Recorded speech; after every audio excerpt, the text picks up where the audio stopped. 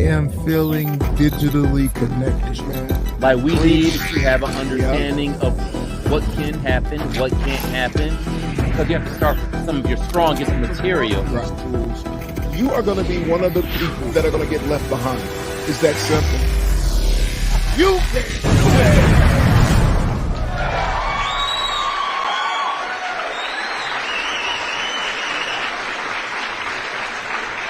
All right.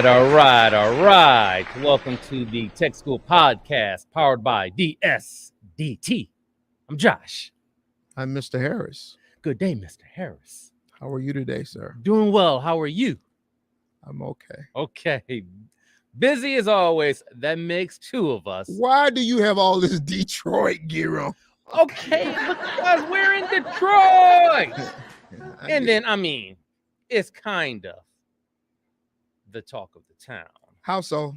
The Lions. Okay. We're 4-1. Whoa. Standing alone at first place in the NFC North Division. Okay, so for the person that doesn't quite understand football, okay, what does that mean? What it means is we are looking like more and more a serious playoff contender early in the season, which is something that is not part of the norm when we're speaking of the Detroit Lions. As you may or may not recall, but I'll refresh, the Detroit Lions started off 1-6 last year. It seemed like another typical Detroit Lions football season. However, they won the last 8 of their 9 games, where it's like, whoa, wait a minute. We have a young team. Rebuilding may be over. New general manager who's been drafting quite well. New head coach who's like that morale boost. And that's kind of an understatement regarding to Dan Campbell. And Brad Holmes, again, the general manager, done a phenomenal job drafting. New regime, new energy, a new team. Wow. Therefore, coming into this season, hey, you asked me to explain. I'm trying to explain.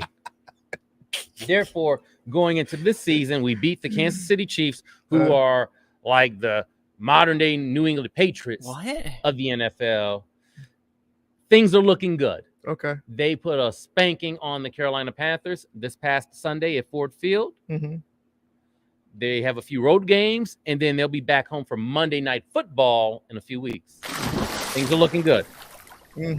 Okay. All right. Okay. I believe it too. I went to a game a few weeks ago, and I actually. Which game? Who did they play? Was it the Falcons? Yep. I think it was the Falcons a couple weeks ago. And I fell asleep at the end. You know, I fall asleep. I'm the only person can probably the man is working all the time. Can go to a football game the last quarter and fall asleep. Go to the rock concert. I don't care who's playing and who's welling along on the guitar. I fall asleep in some of the worst places. You fall asleep at a concert? Yeah, I have. Rock concert. My wife and I, we went to see Jonah Jett and the Blackhearts, Poison, Motley Crue, and it was somebody. But I fell asleep. So it is what it is. Fell asleep at a rock concert. Yeah. I'm sure I'm not the only person, Josh. I mean, you went to a concert the other night, right? I did. The Drake concert. Went to see Drake. Yes. Went to see Drake. I didn't fall asleep. So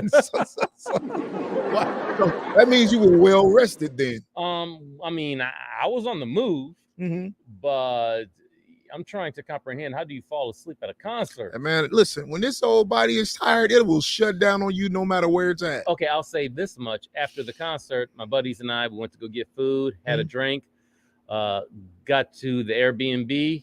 Once I got inside, I didn't even look at my buddy. I just walked straight into the room and went to sleep. Oh, okay. Then at least you made it to the room. Yeah, made it to the room. I didn't even look at him. Not my thing. It's just... Not my thing. Yeah. This thing will go to sleep no matter where we at. Oh, man. This machine of mine, I'm telling you. I'm telling you. But I don't even try to make an excuse for it anymore. I get up early. I stay up into the wee hours of the morning. So I run like that. And I have for years. So you think I got narcolepsy? Sometimes I feel like I do. Once you're beat, done. Yeah, exactly. So, but at the end of the day, it's not something I'm too proud of, but I got to get it in where I can get it in. So it is what it is.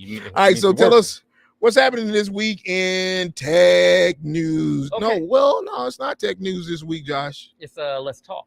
Absolutely. It's Let's start with Let's Talk. Your Let's Talk segment. All right. Okay, so here's something I found.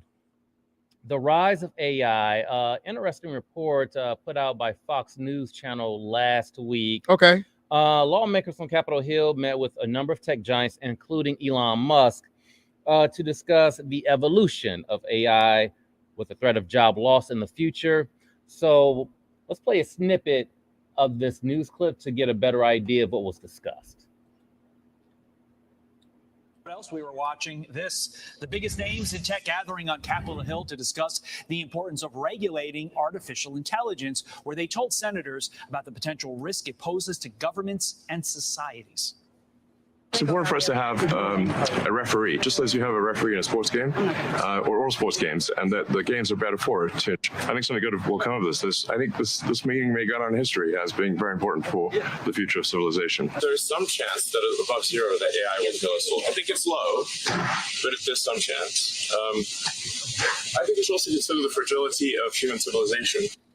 Kara Frederick is a tech policy center director at the Heritage Foundation, and she joins me now. Kara, this is a huge topic with huge implications. What should we take away from this meeting on Capitol Hill yesterday? I think we should listen to Elon Musk, especially when it comes to the idea that we need guardrails, we need safeguards, but those safeguards, and we'll call them at this point regulations, we'll say what they are, regulations have to exist in tension with human flourishing. We have to understand that AI development, that innovation has to be in the service of humanity. So he says there's a very small chance that, AI could kill us all. That's catastrophizing. Some people say that this is very real. A lot of things have to happen between then and now for that sort of thing to happen. But at the same time, I think we get the point. I think we get the point. We don't need to get into AI killing us or anything along those lines. That's not what the conversation is right here. But I think the key piece of information we can take from that news clip is that we're talking about rules and regulations, right? With anything. And I like the analogy that Elon Musk came up with. Like with any game, you have rules, you have regulations. How do you play the game? How do you use artificial intelligence? How is it regulated? What can you do? What can't you do? Et cetera, et cetera. Yeah. And so these kind of gatherings, especially on Capitol Hill, I mean, they're monumental. I mean, they could go down in history down the line. We shall see how it all unfolds. Clearly. Well. Hit me. I am not too keen on a group of individuals meeting anywhere to discuss anything on Carlos's behalf. All right, that's fair. So we can talk about some of the meetings that happened in Philadelphia when they came up with this Declaration of Independence. Oh, we're going there. When I didn't have I had nothing to say about it. I wasn't even there, and yet I'm beholden to it. Here it is, 300 years later, right? I just don't. So if we're talking about they're going to regulate something that I'm using now and that could be of benefit to me in the future, I don't like where this is headed. I absolutely do not. So, and specifically coming from Elon Musk, who is the richest man, I think he's the richest man at the world. Well, he's the richest American. Let's put it that way. Richest American. Tens of billions of dollars. And so I think he's a trillionaire by now. Probably. And if he is, in fact, a trillionaire or whatever the case may be, I just see this as a ploy to be able to maximize even more his earning potential in trying to keep Josh and Carlos out of the game altogether, right? Because at the end of the day, if they're writing the rules, they're writing them for their benefit, not Carlos's and Josh's. So the guys can stay on top and we stay at the bottom of the top. Come on. The guys who met in Philadelphia back the Declaration of Independence, I like where they weren't sitting there talking about Josh and Carlos who were coming 300 years ago and how we were going to profit from that declaration that they were making, and ultimately that Constitution, which made us 3/5 of a man. They weren't thinking about us. They were thinking about how they were going to be able to maintain power and order in the sense of their wealth and their abundance. Right. So at the end of the day, I don't see these meetings as being nothing but a farce. And I just want more people to stay aware of what's going on. There is no regulation right now. So get in where you fit in at. Learn these tools so you'll be able to maximize the earning potential before they come with these shenanigans and say that, you know what, you can't build a chat GPT and you can't use it like a Elon Musk is doing it because they've already cornered the market. So, I mean, that's just my 5 cents, and don't get me going on the tangent anymore. I'm just saying. Don't get you going. Don't get me going. Don't get you going. I don't like this. I don't, especially when you have someone who created something. He was instrumental in Very these true. tools being developed. And now he's coming and he's saying that, oh, wait, hold on, everybody. I think we should shut this down for 6 months because we don't know where this is headed. Now, miss me with that. You're cornering the market. You're trying to set it up so that you'll continue to have trillions of dollars. Oh, we're potentially trying to create a monopoly. It is a monopoly. It's not trying to create. That's exactly what they're doing with the help of the government. The same government who just a few weeks ago was suing Google because they felt that they had a monopoly on the search or on the browser market. You know, so here we go again. Now you want to give these few companies that have been working instrumentally in developing these tools over the last several years, you want to give them a monopoly and not even let the small guys even come out to bat for it. Enough is enough. I say to hell with it. No. We're not going to fall for it, Elon. We're not going to fall for it, OpenAI, Sam Altman. We're not falling for it. You guys need to go back to the drawing board and let everybody have an opportunity to reap some of the benefits of these tools that you guys released on the public. Just saying. Okay.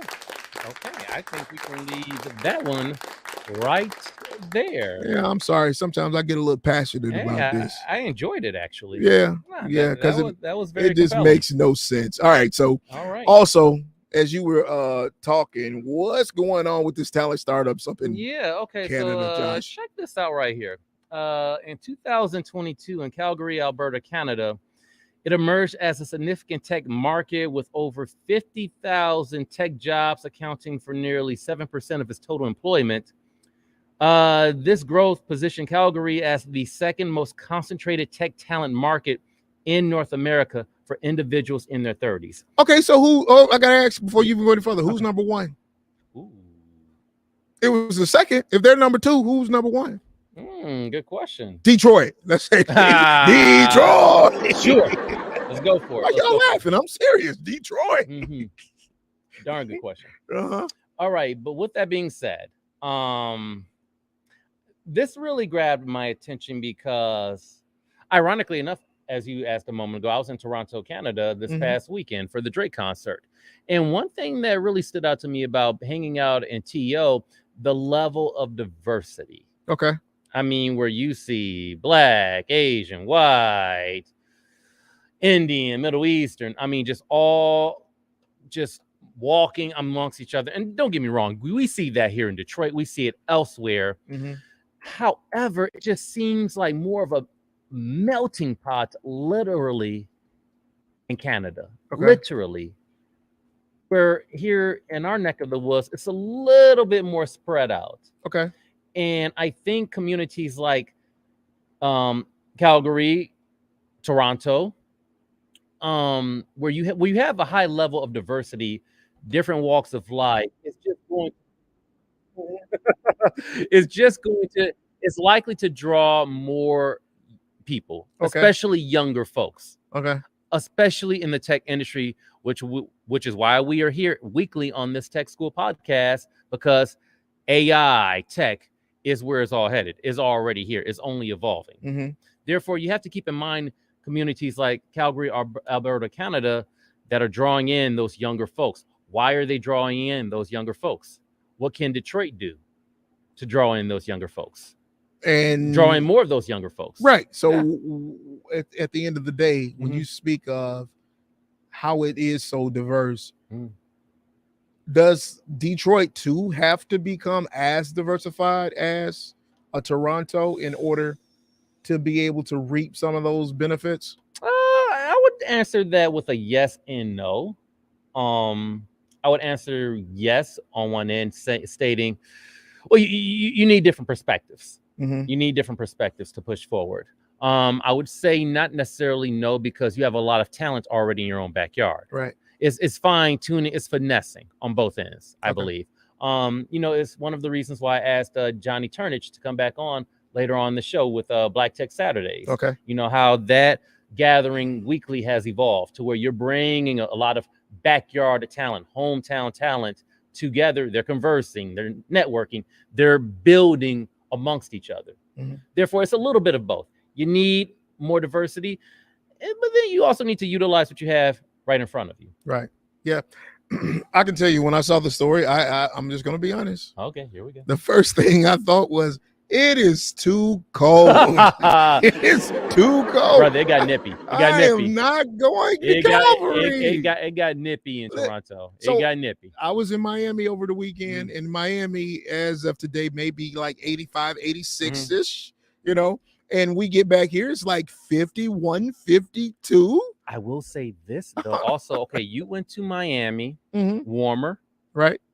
sand, on the beach, Mhm. Ocean Drive, Right. Fort Lauderdale, Uh-huh. get the vibes. But it's so darn expensive to hang out there from time to time. Versus in Toronto, our dollar is $1.37 over there. Okay. That kind of adds up All right. quickly. Okay. I mean, a whole weekend, dinner, drinks, etc. Mhm. I spent just a little more than $700 for the entire weekend. Wow. Yeah. What do you by yourself? My wife and I had dinner. Well, we had lunch when we got there on Friday, Uh-huh. and it was literally $299. $299. And we both were like, what? It's like, it seems as though no matter where you go right now, the bills are still as expensive. Yeah. Regardless. Whether it was, I was saying the same thing about Puerto Rico a few weeks ago. Mhm. Memphis, when I went down, it's just Memphis? Memphis. Just things are expensive. I was talking to the bartender last night at understand that. Fishbones out there, Yeah. and he was Downtown? no, Fishbones over here in Southfield? Yeah. Okay. No, you want to let me answer? Oh, sorry. I'll stop. Let me Okay, answer. yeah, go ahead. Fishbones over near my house, St. Clair Shores. And so there's That's this right. one bartender that I've been talking to for a while. He takes month-long trips at a whim. So he just got back from Scotland, and he was saying, well, I don't think I'll ever go back because it's just so expensive. He said that a gallon of gas is like $8. $8 for a gallon of gas. He rented a car while he was there. Okay, here's another factor to your point. Back in Canada, I'm driving by gas stations, and I'm looking at my buddy who's driving. I'm like, wait a minute. We probably should fill up here Mhm. because I'm seeing $1.54, $1.49.9. So I'm thinking like $1.49, Mhm. whatever the case may be. Mhm. And it was like, no, I later found out from another friend, that's not per gallon, that's per liter. So per liter was how much? $1.45 or whatever per liter. Okay, so how many liters are in a gallon? What, 2? So, all right, so roughly about $2 and something, $3. It's about the same, more or Same less. thing, Yeah. same thing But it they is. have a way of breaking it down to where it's like, no, not per gallon as we do here. Per liter. Per liter. Per liter. Yeah. Oh, okay. Yeah. Hey. True story. When Yeah. I was younger, I used to go, because I used to live in Buffalo, New York, and I used to drive through Canada to go there because it's quicker. I think it's Niagara like Falls? it's like 3.5 hours, 5 hours, 3.5 hours, I think it is, versus doing 5 if you go through Ohio, blah, blah, blah. So I'm driving through Canada one day, and the speed sign said 100 km or kph. I'm like, 100? That's 100 miles an hour. I'm just floating. So I get pulled over, right? And the officer that pulls me over said, sir, do you know how much I was going? I said, yeah, I was doing he said, no, it was 100. Yeah, 100 actually is 65 miles per hour. 65 miles per hour is 100 kilometers per hour. So I was speeding. At the end of the day, I was doing at least 100 miles an hour. You get it? 100 miles an hour. And kilometers. I was doing 100 miles an hour because I thought that the kilometers were miles per hour. And so I should have been doing 65 miles an hour. So I was doing about 35 miles an hour over. Oh my So he gave me a ticket and everything. Needless to say, to this day, bro, let's get Amber on. I'm Yes. gonna say, Yes. let's get Amber on. I'm gonna say that.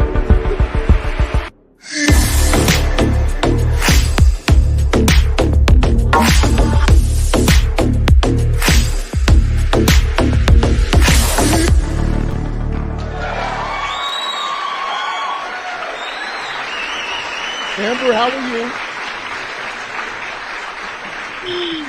I'm good. How are you? I realized I was getting myself in trouble the more and more I was telling the story. Like, all right. I didn't want to be like Keefy D. Time to pivot. Bring on Amber. Bail us out. Right. I didn't want to be like Keefy D, talking about something that happened over 20 years ago and get indicted. I'm just saying, Oh, my goodness.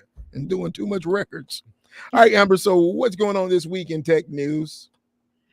So a couple of different things. I thought this was really interesting in light of the discussion y'all were having and the world today. But so do you all know who Mr. Beast is? Yep. Okay, so he's known for giving these extravagant gifts away, money without any strings attached. All you got to do is agree to be in the video. Mm-hmm. So there was an ad recently that was going across social media. It was on TikTok. And Mr. Beast was on there offering to give 10,000 people a brand new iPhone 15 Pro for just $2. Which seems totally plausible because this is something that, Mr. Beast might do. But it wasn't him. It was AI. It was AI him. Oh, wow. Wow. So did he come out and actually say anything kind of like who was the guy last week that did that Forrest Gump? Tom Hanks? Tom Hanks. Yes. Tom Hanks, he was actually used. There was a deep fake that was used of him in a dental commercial. Mm-hmm. And he came out and he was talking about the throes of the deep fakes that are being used now. So did Mr. Beast come out and make a statement as it related to this? I can't hear you, Amber. Amber, we can't hear you. Where did you go? Can you hear me now? I got got you. You're back. You're back. Yep. No? Yes. I can't hear y'all. We can hear you. We can hear you. We can hear you. We can hear you. It's okay. It's okay. We're going to give her some time to get it together.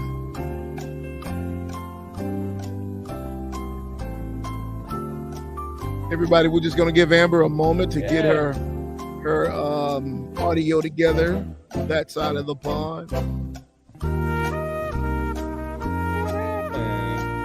And just as a reminder, we will be having coming up a little bit later. Yes, Johnny Turnage. Mr. Johnny Turnage will be our special guest. The co-founder of Black Tech Saturdays here in Detroit. They've been moving and shaking for at least a good year now, right? Hello? Yes. Yes, Amber, yes. hi. Hey. Are you back? Can you hear us? Can you hear us? Marco, can you hear us? Marco, yeah, he can hear us. Marco can hear us. Oh, Amber is gone. So I guess as we were saying, Mr. Johnny Turnage will be coming up here shortly. Yes. To discuss everything that's happening with the building Black Tech Saturday here in Detroit. Yeah. Here's what I love about Black Tech Saturdays. When you introduced me to Johnny Turnage here on the podcast, and I did a clip with him on Fox 2 News. It's just remarkable how this outlet wasn't even available before him and his wife created it. Okay. And here's an example. When I did the news clip with him, I interviewed him, and he talked about the website, Black Tech Saturdays. And you know how you go on, you create a website, you go onto a domain, you create a website, you get it going. And a lot of times when you're trying to create a website, those URLs are already taken. Right. In this case, it was easily available. Black Tech Saturdays, easily available. Okay. That's the point. Nobody was doing it. Nobody was doing it. What about Black Tech Sunday or Black Tech Monday or Black Tech? Was it just available for Saturdays? It was just available for Saturdays. But again, I mean, he wasn't trying to do Black Tech Sundays or Black Tech Mondays or Black Tech Tuesdays or Wednesdays. He wanted to do Black Tech Saturdays. Saturday afternoon, you're on the weekend, you have a chance to connect and converse, and there you go. The point again being, in nowhere in the country was there a Black Tech Saturdays. Okay, fair enough. Yeah, that's a good. I want to hear his take on that too. Yeah, I really do, because I know of a few tech meetups that are happening around the country, and not particularly a Black Tech meetup like that, but there are several. And as cool of a name as it is, it's simple enough to where you would have thought it was taken already. Yeah, to a degree. Yeah, absolutely. So we'll hear from him a little bit later. In the meantime, let's bring Amber back on. Can you hear me? Yes. Can you hear us? I can hear you. I don't know what happened. All right. Technology. You roll with it. So you were explaining to us, Amber, about what has been going on with our good friend. Now, what I understand about Mr. Beast is that, number one, isn't he like the number one YouTuber as of right now? I don't know if he's number one, but he's definitely, that's where he kind of gained his fame, was YouTube. All right. Which one has more followers? Would it be him or PewDiePie? I don't know, but I feel like PewDiePie kind of blew up before him, if I remember correctly. Like, okay. PewDiePie's kind of older school. All right.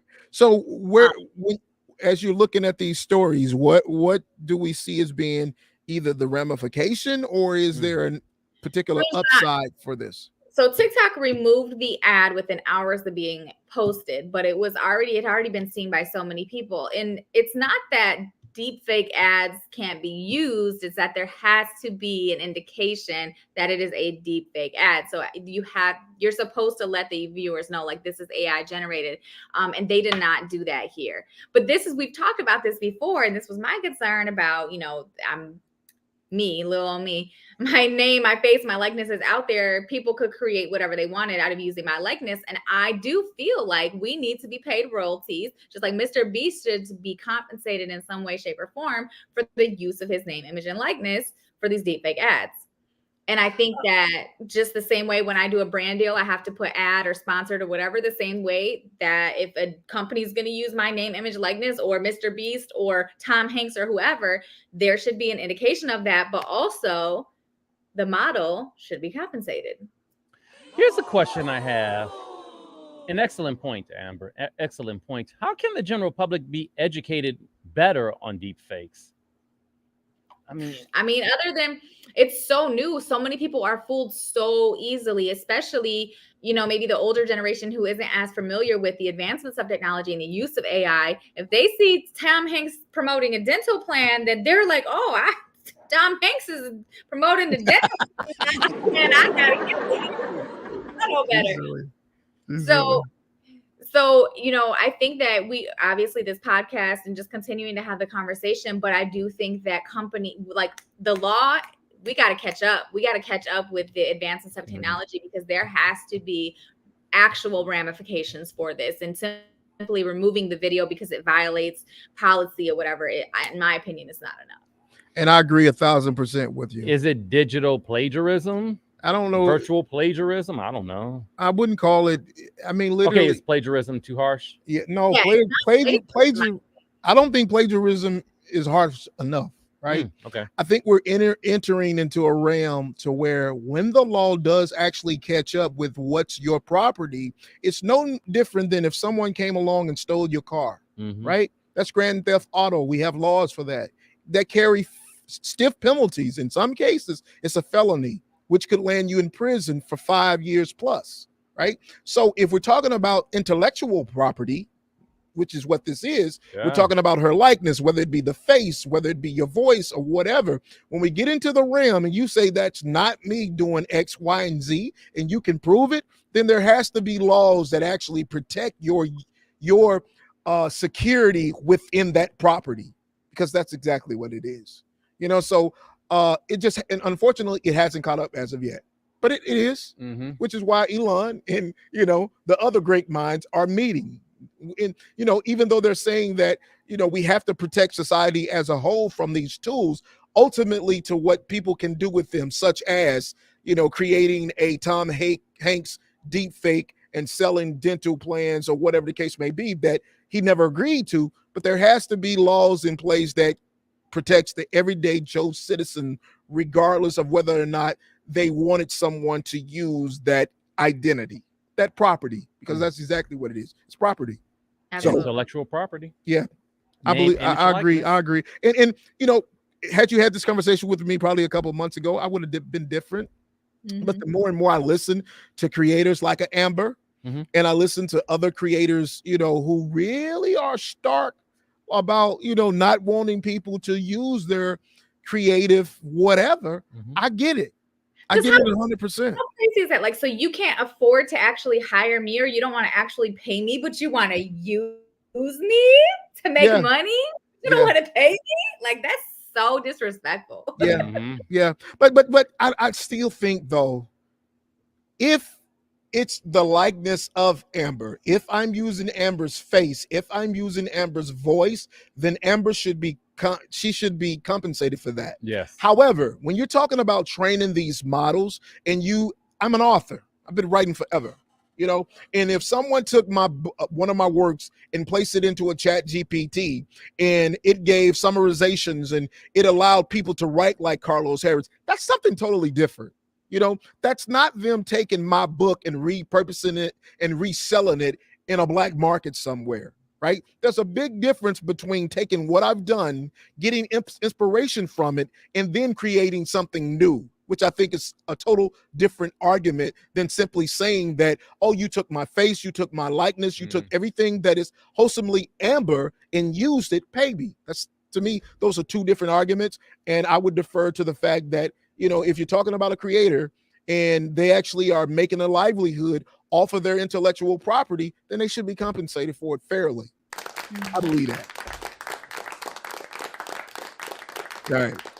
Make it Amber, make sense. Absolutely. Amber, what's happening with generative AI and stickers? What?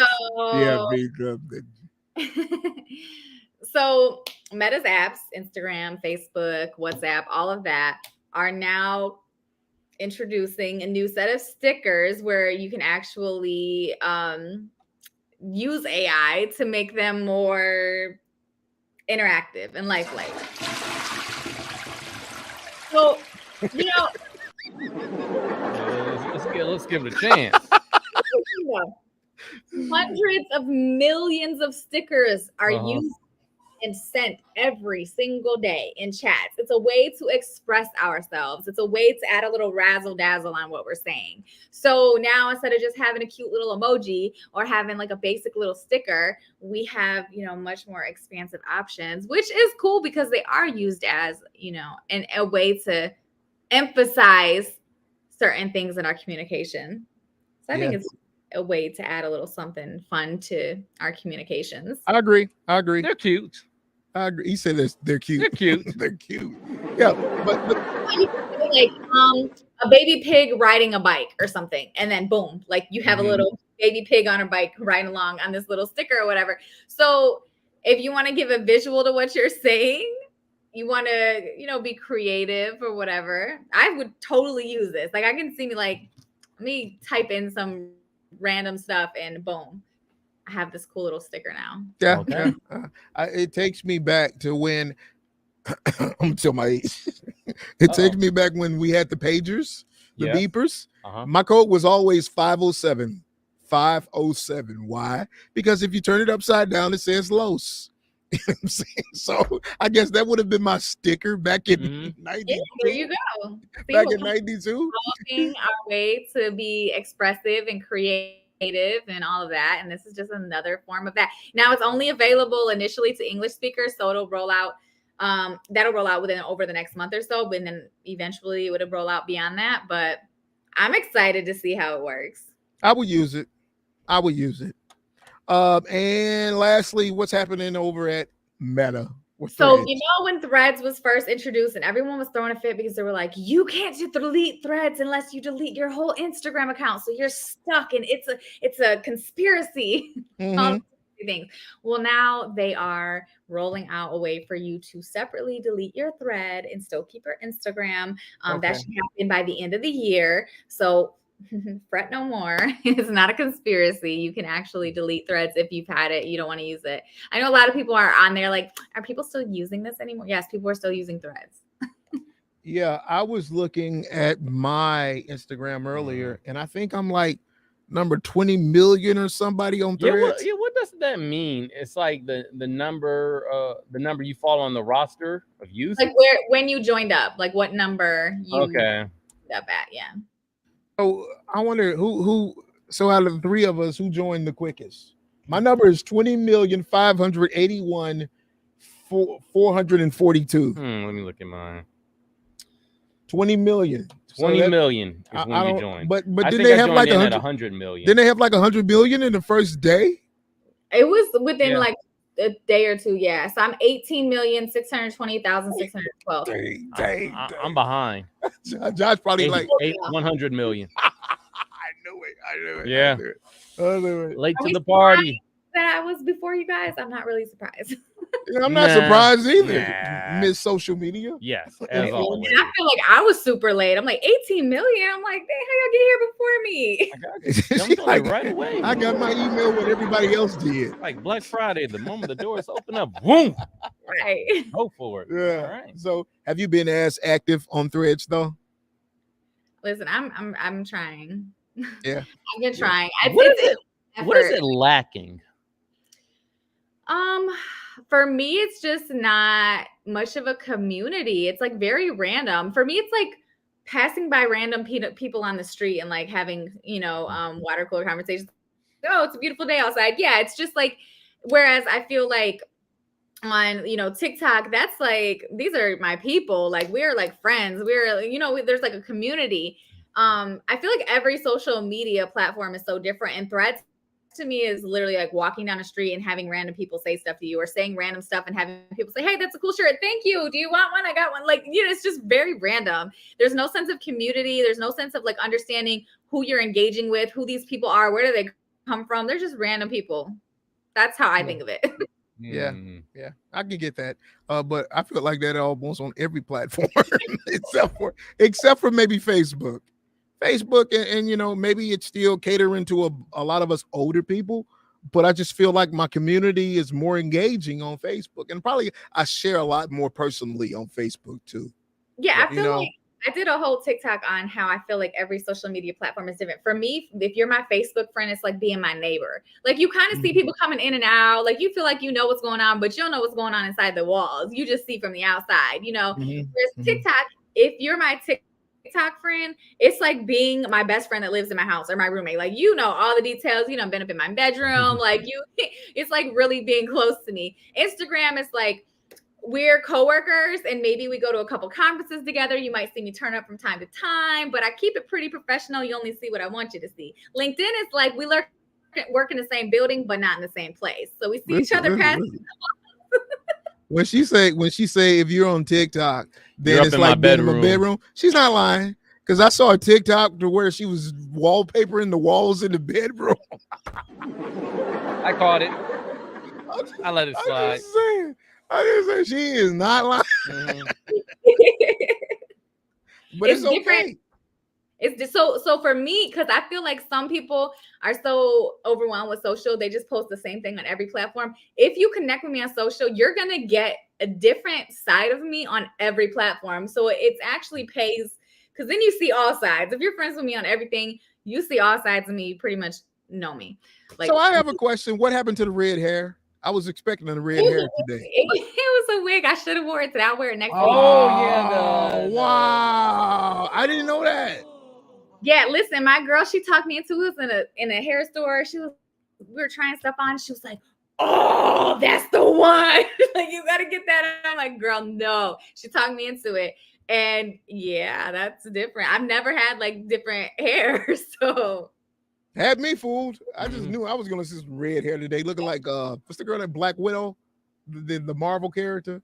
Oh, you talking about? Oh, Jean. Was it Jean? well, no, that's X-Men, Jean Grey. What was it? No, Black Shadow. Black Shadow. Yeah. Black Shadow. I gotta All look right, it up. Amber. We want to say thank you again for taking out time to come out this week and explain to us what's happening in the tech world, even though we don't really keep up with it. But someone wanted to follow you on particularly TikTok, and they were looking for what was going on in the bedroom. Not too much though. Nothing spicy. By the way, Black Widow. Black Widow. She said not too much though, and they can find you at where? Get Real with AB. Get Real with AB. Everybody, this is Amber Boone, and we will see you again next week, Miss Amber. We appreciate you again. Thank you. Bye. Who just took us off? I think he just took us. Did you just do that, Marco? I think Marco just he's just moving right along over here. It's okay. Okay. It's okay. Hey, listen, I was thinking, why don't we just go ahead this week and take a break? Mm-hmm.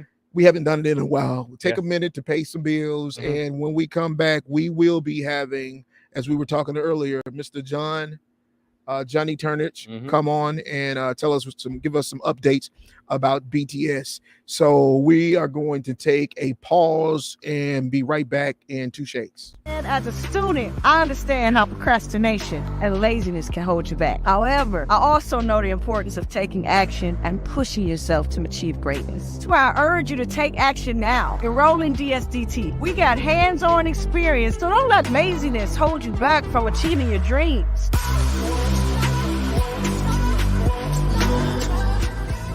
So take the first step and enroll in DSDT today.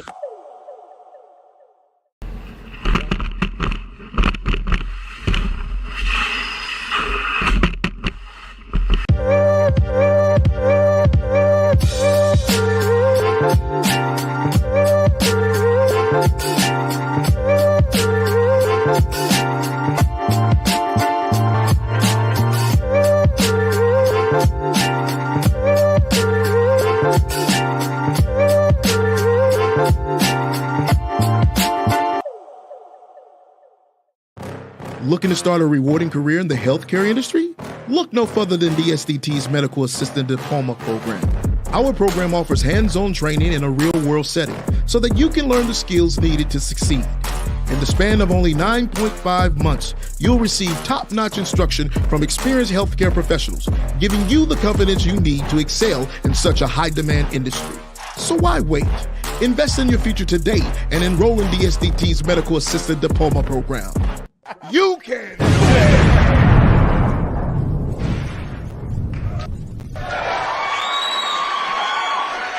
All right.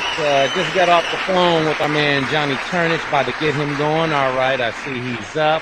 Yeah. Just a quick note too. I noticed early during that break that the phone number for DSDT, it has changed since probably that was made. It's changed. It absolutely has changed. So the number now is 888-688-4234. So if you're looking to get in contact with the school, make sure you're going to reach out to us by that number. Just to be reminded that we now have the Killeen, Texas campus that is getting up and running. We're waiting for a couple of approvals, and that should be coming down anytime now. So again, that number is 888-688-4238. Thank you, sir. All right. Now, we've been talking about him during this episode, Johnny Turnich with Black Tech Saturdays. So let's go ahead and get our brother on real quick. Johnny. Hello. Hey. How are you, man? I am good. I wish that I had a reading like you. I'm here at the big house. What? You where? Man, what is going on here? He's at the big house. For Michigan Tech Week, I just finished a panel with Hill Harper, and I needed a room to have a conversation, so they gave me a suite. What? At the stadium? At the state. So the Michigan Tech Week is here at the big house. It is on the 4th and 3rd floor, and I was like, I have to jump on this call. So they let me take over a suite, which is pretty nice. Oh, well, Get listen. out of town. Can you hold on to it until Saturday for me? Look, I wish, but I'm gonna be honest. I don't think I can afford these seats.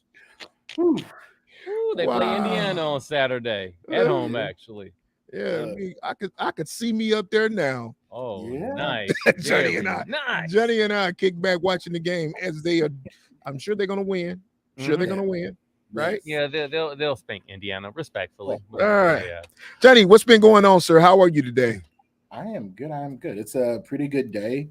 Like I said, I had a conversation with Hill Harper about tech equity in Michigan for all, and there was a lot of energy, a lot of clapping, but a really deep conversation about how do we make sure we're using innovation to uplift everybody.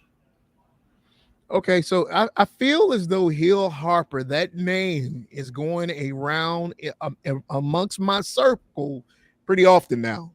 Yes. Right. So is there a reason in particular why you were out speaking to this Senate candidate? Yeah. So me and him actually did a fireside chat at Michigan Tech Week. We were just the featured panel. And the reason I wanted to bring him for the conversation is I don't think a lot of people know Hill Harper is a tech founder. And I think a part of the problem I'm seeing is the support for Black and brown tech founders. There just needs to be more support, and having somebody who is a celebrity, who is already a millionaire, kind of share that struggle. Is his journey into tech was just as hard as the rest of us. So really just bringing the energy to how Michigan can be very intentional with creating space for more people who look like me to bring innovation to life. Wow. Yeah. And give us a better idea, Johnny, of what else is happening at Michigan this week with it being Michigan Tech Week. Look, this is the fun week for us. We have Michigan Tech Week. Right over at Ford Field, we have Undemo Day. We've got about 600-700 investors coming into town to talk to Detroit founders about their companies. That's happening tomorrow. And then we have Black Tech Weekend, Thursday through Saturday. Wow. It is Techtober, as we call it. Okay, so how do you go about getting the memos on this? Because I don't remember nothing coming to my email. Well, on LinkedIn, I did get something from you guys at BTS. But everything else, how do I get pulled into the pulse of what's happening around town? See, I guess that's a part of why we're working so hard at Black Tech Saturdays. The word does not get into our communities because most of the innovation communities aren't reflective of us. I know they've made a lot of noise, but I think the channels, the message spreads aren't hitting us.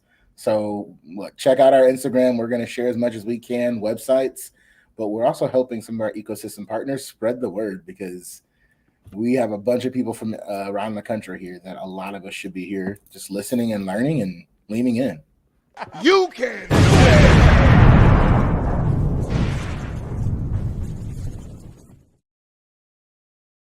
We gave Josh the trigger over here. I love it. I'm learning how to play with the toys over here, and I can't help myself. Do it.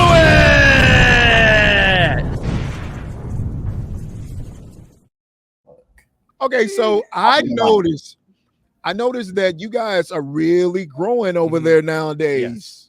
I mean, how many participants did you have out this past week? So, do you know? Gosh, this past week, I think we were about 300. So it was like manageable. A week or two ago, we had the most we've had when we had just under 500 people out on a Saturday. And we had a national resource, a federal resource panel. We had NASA, the National Science Foundation, and the DoD come and make commitments to try to partner with businesses and spend, I think, all of Friday, all of Saturday, just talking with entrepreneurs on how do we make sure our businesses are in line for this procurement. Because a good example, NASA wants to partner with businesses. They want to buy ideas. They want to use it.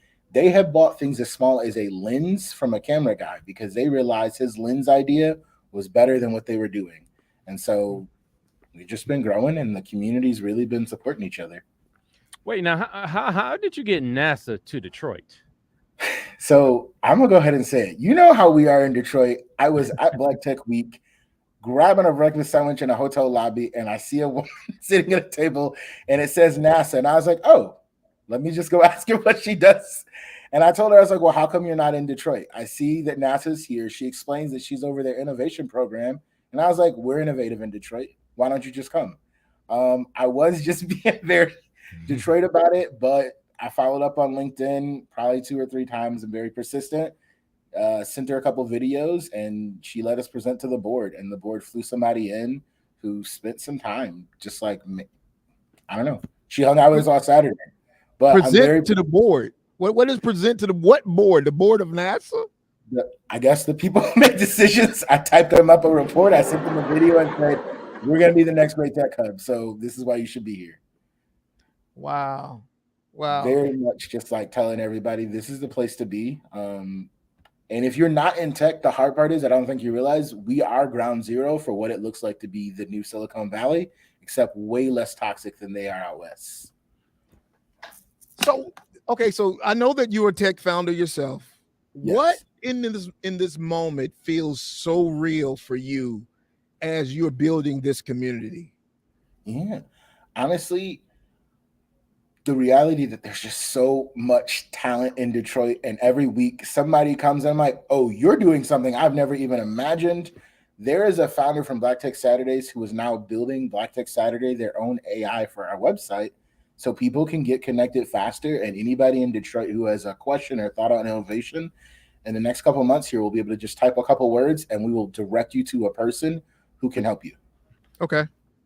So just the amazement of how talented we are. And every week I'm amazed to meet people. I'm like, oh, you've been doing this for a while. You're really smart, but also you're just like me. You're from the East Side. You're from my neighborhood. You're not what I see in these other rooms. And so I'm just constantly amazed that like we're way more tech than I thought. Yeah. And you kind of answered my question, but let me just go ahead and throw it out there. Anyway, Carlos and I were chatting a little while ago about some different topics, including a community in Calgary, Alberta, Canada, how they've become like the second largest tech scene, if you will, in the world. Here with Black Tech Saturdays in Detroit, you just alluded to folks who are from the same community as you. Okay, for example, the week ago where you had 500 plus attendees, could you kind of give me a percentage of how many of those folks were local, and then how many of those folks just recently moved into Detroit or visiting?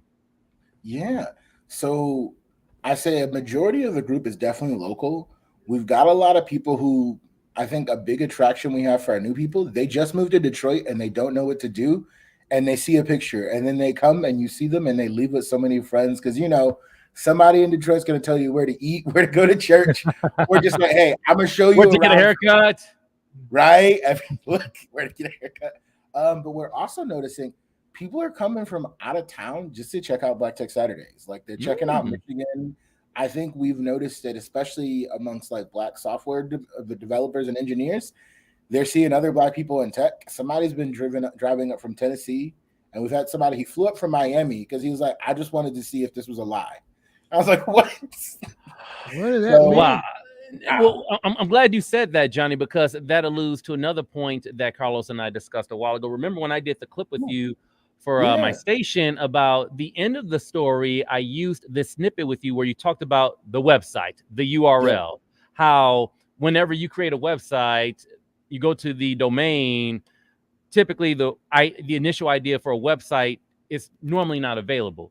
Black Tech Saturdays was just right there waiting to be taken. I've given you the land. Now go take it. Right. For me, I always laugh at that because I'm like, it was just a really obvious idea. And we were joking when we suggested it. But since it was available, it's like, nah, we're just going to claim it and use it. And I think for us, it helps us start a conversation on the reality is we don't like to use Black. We love to talk about underrepresented. We love to talk about diversity, but we can't just say Black. And Black Tech Saturdays isn't exclusive, but we do have to talk about the fact that the numbers show we need far more support in the Black community in like leveling the playing field to move the needle. And so we're just like moving with it. We've got a lot of, I guess, cities from around the country just reaching out, trying to pull us there. Like, how do we do it? I guess I won't share which state, but a governor's office employee reached out to say, how do we get this here? Because we're not doing something right. And for us, we're really taking that to say, you know, Detroit's been a leader for a bit. So we're going to show you all also what it looks like to like embrace Black tech, but we're always going to like go the hardest for our city. So is there really a secret sauce in it, Johnny? I'll say it's just love, it's community, it's support. We're intentional, a lot of listening. The cool part about what I'm seeing is people bring resources to the community where it's not just me and Alexa, like every week, okay, what are we gonna do? Here's it. I'm like, somebody will come in and say, I'm really struggling with this. So I found this person. Maybe if you guys ask them, they'll help me. So we'll just like, all right, we're gonna make them a speaker because I'm sure you're not the only person experiencing this problem. So it's a lot of listening and just meeting people where they're at. A cool part is last week we did something called Black Tech Saturday Founder Takeover. We had 8 different entrepreneurs lead like breakout groups, probably like 30 to 50 people of what they're an expert in. Somebody showed you how to AI prompt. Somebody showed you how to, here's intro to coding, which courses you can get into for free, how to get a job. Somebody said, I'm going to show you how to set up an e-commerce store because a lot of people are trying to figure out how do you monetize the things that we're already doing well. You've been doing t-shirts for years. I'm going to show you how to take that online. And just breaking down, here are the things, but let's speak the plain language because some of it is, there's a language barrier where people are using words and concepts that they're normalized. They're just saying the words wrong or they're talking about the idea different. Mm-hmm. So I say it's us and really that we put our heart on our sleeve and we're just honest. Wow. And I like the point, Johnny. Look, we all like to use our vocabulary. Yes. You know, it's a sign of intelligence. It's a sign of sophistication. At the same time, there are times where it's better to just use plain old English, just simple conversing with each other, simple communicating with each other. That way you just break it down to where, look, I know this, but I'm not sure about that. Can you simply just break it down for me? X, Y, and Z, A, B, C, 1, 2, 3, and then boom, we're off and rolling. Mm-hmm. Mm-hmm. Yeah. And sometimes a lot of us in our community, we just simply need that. I mean, it just makes a lot of us feel more comfortable. Okay. Yeah. Can I give you? Can I give you? Ooh, go ahead. Sorry. I'm sorry. I want to take on for a step further. What you're saying, the interesting thing is, in the tech world, that's how you're supposed to present ideas to VCs and investors.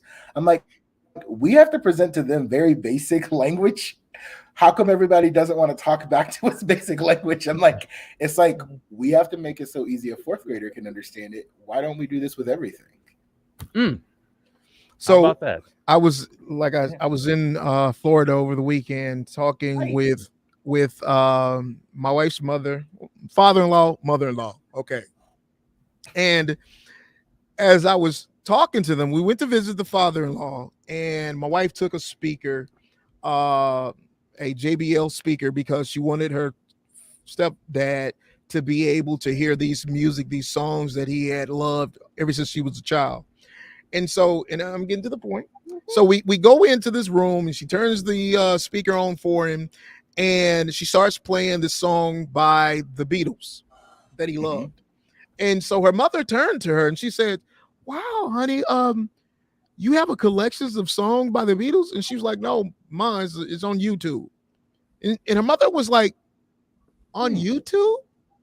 She was like, yeah, mine's on YouTube. She was like, I don't think I have YouTube on my phone. Now her mom, I think Mama Diane, she may be 66, 67. But in that moment, I sat back as a fly on the wall and I thought about how many in our communities that still don't have access because of their limited skill sets. Yes. Right? We have these conversations about AI and digital divides and all these great big words, grandiose, but there's so many in our community that simply don't know that YouTube has a collection of songs that they can listen to every Marvin Gaye, every Temptation song that they ever wanted to. YouTube is basically library. Absolutely. It is. You know, whether it be from a YouTube standpoint or a TikTok standpoint or whatever the case may be. But there is a greater need in our community to connect more people like my mother-in-law to these opportunities that are coming. You know, I see that even as more, you know, one of the pillars, if you will, of the Black Tech Saturday. You know, we have a lot of individuals that are into tech and they want to learn how to use prompting and they want to learn how to use all these resources, but there's so many of them out here that don't even know quite how to set up a Gmail account. that we have to Yeah. get connected. We have to. Yeah. What you're saying is so important because I think that's the piece we have to slow up on a little bit in Detroit and remember it's not just telling everybody all this stuff. It's like we got to show them why you need to use it, what you're using it for, and make it so easy they understand how it can improve their lives. One of the things that's been like making my heart smile, all my older family members have been showing up at Black Tech Saturdays, and to watch my aunt who's like won't share her age, but is up there a little bit, her jumping into class like, oh, taking notes. Okay, I didn't know. Well, now I'm using this. I'm like, all right, that's what we should be doing. How do we help people understand this is supposed to make your life easier? There are a lot of people in our communities, when you talk about YouTube, if you don't understand you were supposed to use it to do that, you never did. We had to show our relatives. Alexa's grandmother loves to watch Lou Rawls in concert. When we showed her sisters that she could just pull up him live, every day is a concert at their house now. It makes her happy. She's struggling with dementia and Alzheimer's. It takes her back. It calms her down. If we show our communities how to use these tools, we can unleash something different because it somehow it's just the understanding of, oh, this is what it's for. I didn't know that. I didn't use it that way. I didn't have to use it that way. Maybe I didn't pay for Wi-Fi when it came out. No one put me on it. Okay. Just hold on one second. We got to You can do it.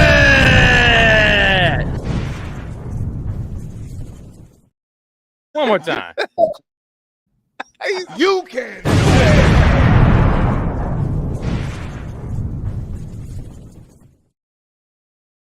You can do it.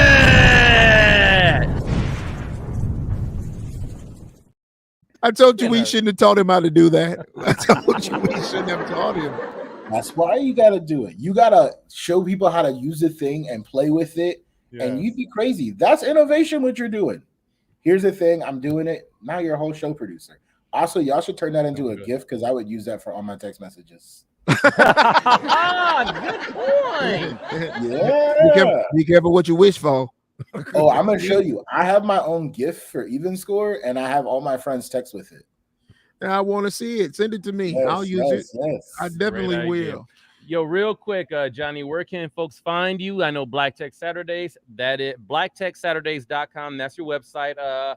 You meet every Saturday. Where, what time? Break all that down for us. Yeah. So blacktechsaturdays.com, Black Tech Saturdays on Instagram. You can find us at the new lab at Michigan Central Building. This Saturday, we do have a special celebration. So we'll be back October 21st. We're actually doing a State of Black Tech Town Hall to have a conversation on what else we can do to move the needle in Detroit.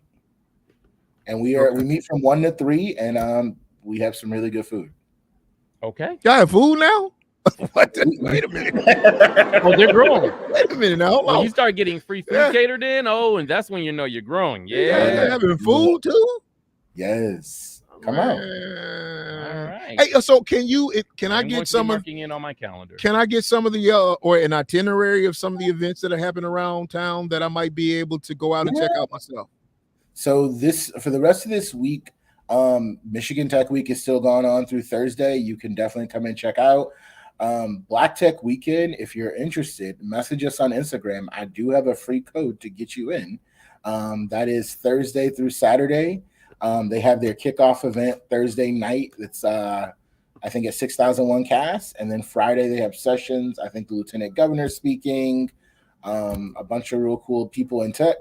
And then Saturday we have a brunch for Black excellence and celebrating what we've done.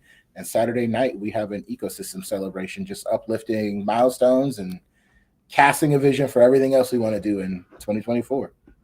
Send us all that information. You got our numbers, text us. Yeah, I'd like to see all of that. And I will be there with bells on. Josh might not be there. Josh got work to do. Yeah, but I gotta talk with you, Johnny, about a few things. I gotta be on Fox too. Yeah. We appreciate you, young man. Absolutely. No, we thank you for everything that you're doing, not only for our community, but for the community in general, right? Yes. Because I get it. No matter a lot of places that I go, we are underrepresented in some of those conversations. And so this allows a lot of us to be able to cross that bridge to get in some of those rooms, if you will. And everything that you're doing is definitely highlighting a spotlight on Detroit. And we appreciate it. I appreciate it. If don't nobody tell you, I love you. And I thank you for it. All right. All All right. All right, everybody, Mr. Johnny Turnage, we will have you back again. I'm sure we will. I was telling Josh before he actually signed you up, we hadn't had you since last season, episode 5, I think it was. Episode 5. So we want to make sure that we'll constantly bring you back.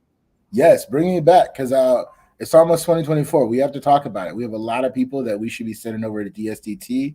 So I got a couple ideas I got to share with you.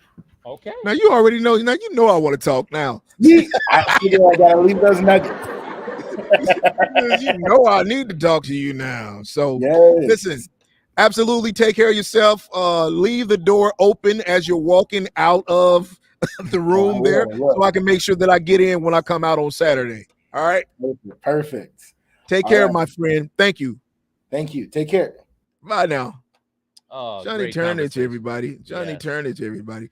Now, I mean, what can you say about what they're doing over there? It's phenomenal. You know, I think as they're building out the community about how you have like these open source communities, you have these communities that grow on like your Discords, and you know, you have all those individuals that follow one another, whether it be either YouTube. This is another expression of it, but even more so, they're coming out in droves in person. You know, it's as if I want to say we've been waiting for something like this. Here's what it's also doing, Carlos, is bridging the gap, digital divide. But it's also changing the narrative in some ways. Yeah. When we go out and get together, we do more than go out to the club. Yeah. Man, well, I mean, no. I mean, I'm not saying that we don't go to the club. You know, we go, we hang out. Sure, we hang out. But in terms of Detroit, particular communities, there's more to it than that. Absolutely. And this is one example. This is homegrown talent. A great example. Yes. Great example. All right. So we want to take a minute. Let's not forget that we want to do our YDSDT segment this week. Is being brought to you another fine and great one from Marco Lagrazio. So why don't we check out YDSDT? Hello, my name is Heidi Osgood, and this is my YDSDT. I wanted to learn all the technical aspects of digital marketing to be able to navigate in this new world we find ourselves in. And I have to say, I have learned so much, all about social media advertising, web creation, and even the basics of cinema photography. I am so excited about the future because this experience has equipped me to face it with confidence. And this is my YDSDT. Ms. Heidi, if you don't stop it, I see you. If you don't stop it, see, that's exactly what I'm talking about right there. Yeah, keep on, man. Keep on. So we have these conversations about bridging the gap, about training people to do X, Y, and Z within the industry. But if we don't give them some of the basics or some of the fundamentals, how can they even see themselves a part of these communities? Relate. You know, so definitely I want to thank Miss Heidi for that YDSDT. We appreciate you, Mrs. Osgood, and we'll look forward to some of the phenomenal things that you continue to do here at DSDT. All right, Josh. I'm out of here. You're out of here. All right, man. I'm not too far behind. Let me wrap it up. Hey, great episode today, Amber. Thank you as always. Johnny Turnage, Marco, doing what you're doing behind the scenes. Carlos, always a pleasure. In the meantime, that will do it for the Tech School Podcast, powered by DSDT. See ya.